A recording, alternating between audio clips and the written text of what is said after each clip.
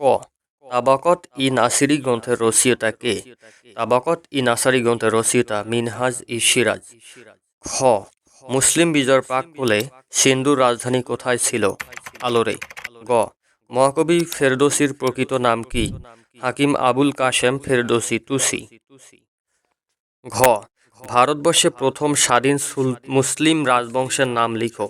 ভারতবর্ষে প্রথম স্বাধীন মুসলিম রাজবংশের নাম মামলুক বংশ বা দাস বংশ বা তুর্কি বংশ। দিল্লি সালতানাতের প্রকৃত প্রতিষ্ঠাতা কে? ইলতুৎমিশ। চ।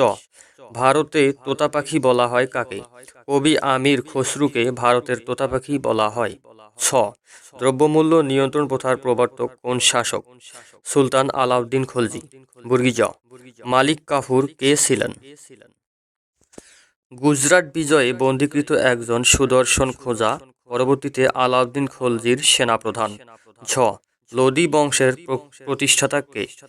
লোদি বংশের প্রতিষ্ঠাতা ছিলেন বাহালুল লোদি। জৈনপুর নগরী কে প্রতিষ্ঠা করেন? সুলতান ফিরোজ শাহ তুগলক প্রতিষ্ঠা করেন। ট। মাহমুদ গাওয়ান কে ছিলেন? মাহমুদ গাওয়ান ছিলেন দ্বিতীয় মোহাম্মদ শাহ বাহমানির প্রধানমন্ত্রী। ঠ।